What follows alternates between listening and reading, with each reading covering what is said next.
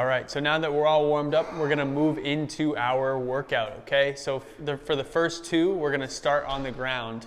This first exercise is just to work into a little bit more of rotation, just like you'll be doing with the pickleball racket. So I'm gonna get down on my hands and on my knees. I'll show you from the sideways first so you can really see me opening up that spine. I'm gonna go on hands and knees, and what I'm gonna do here is I'm gonna take my right arm, go grab my opposite armpit. From here, I'm gonna push away from the ground and open my chest up towards the wall beside me, right?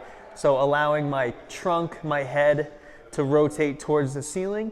And I'm gonna rotate back down towards the ground, okay? Pushing away from the ground, rotating chest and trunk up towards the ceiling, and then coming back down, okay? So from the front, once again, hands and knees, pushing away from the ground, rotating away towards the ceiling. If you would like, you can reach that other arm up towards the sky, okay? Open up, reach towards the sky, okay? We're gonna follow that up with a little bit of core stabilization and some dynamic movement here.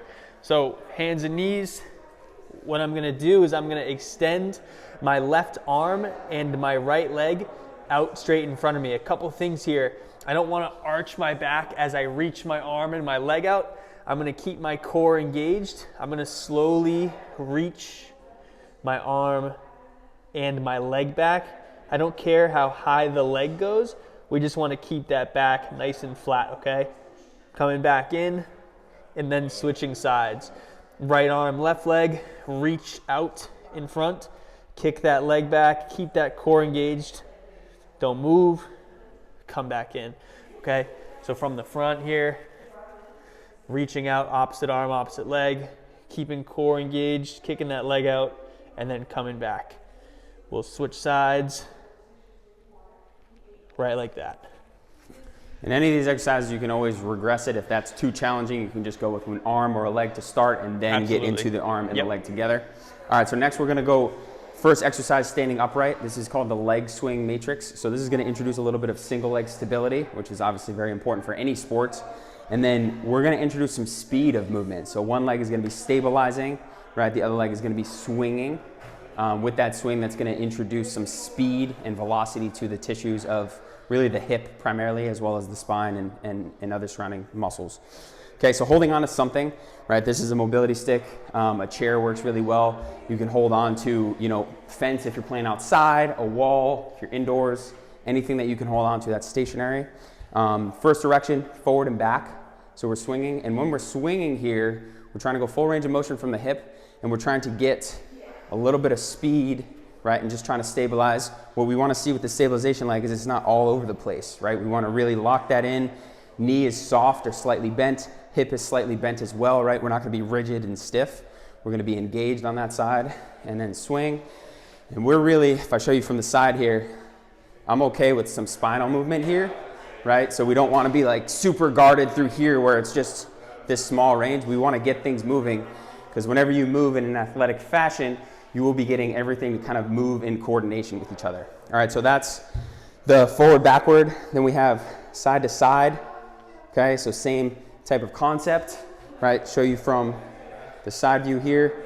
The side to side one and the next one, the rotation, are way easier holding onto something that isn't as unstable like this. So if I show you on the wall, you can see I can probably get a lot more motion, right? Just because I'm a little more stable with the wall as support.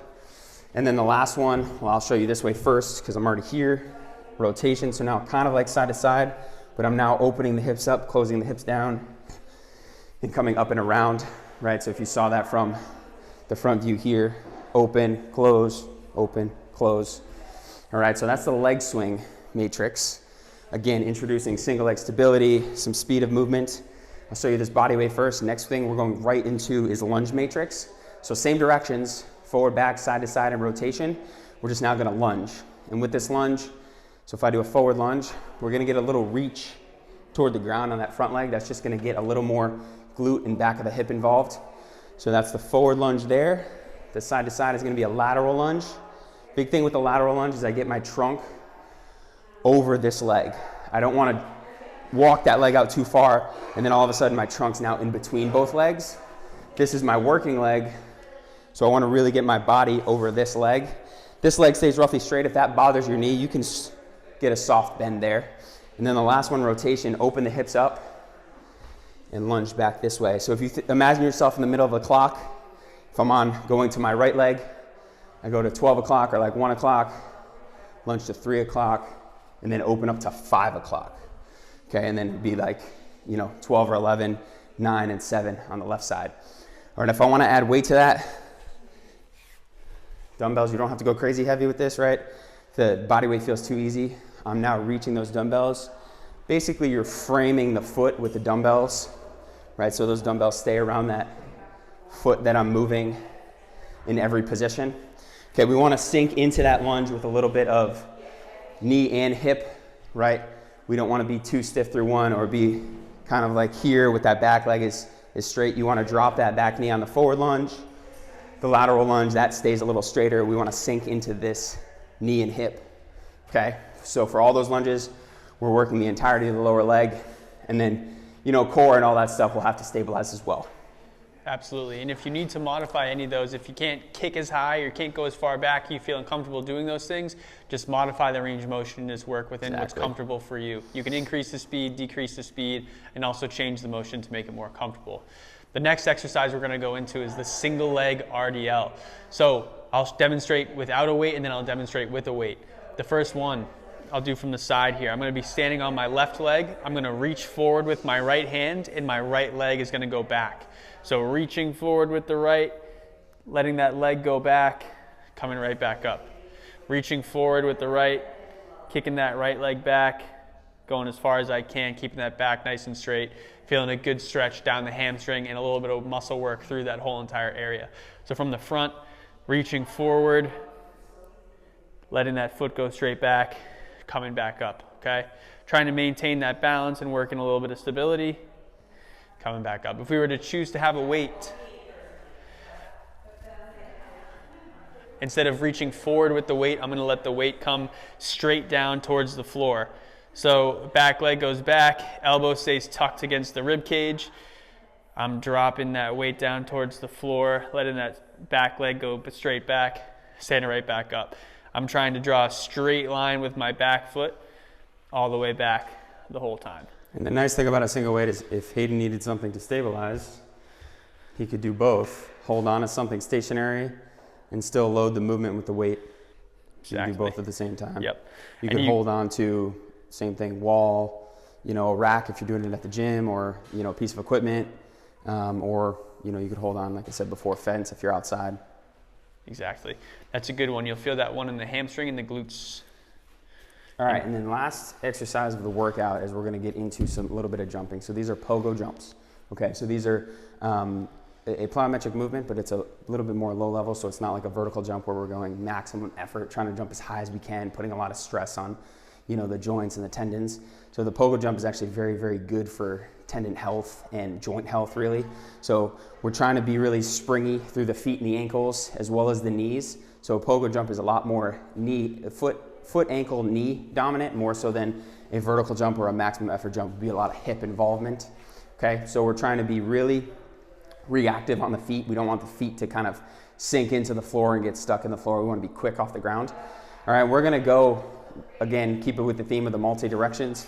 We're going to go forward, back, side to side, and a little bit of twisting. We're just going to stay on 2 legs. You can always progress this to single leg down the road, but always start with 2 legs with any kind of jump like this. So first, forward, back. Just going to be a little bounce, forward, back. So I'll show you forward, and then same thing from the side view. Right? You can notice as I'm going, my feet are really attacking the ground. I'm not just keeping them kind of lazy and sinking into the ground. So as I come up off the ground, I'm going to then try to pop back off the ground each time. Okay, so that's forward and back, then side to side. Imagine you're just jumping over this line here. All right, and then the last one, twists. You usually just bring toes 10 to 2 is the best thing you can think about there. So chest kind of stays facing forward while my feet or lower body twist.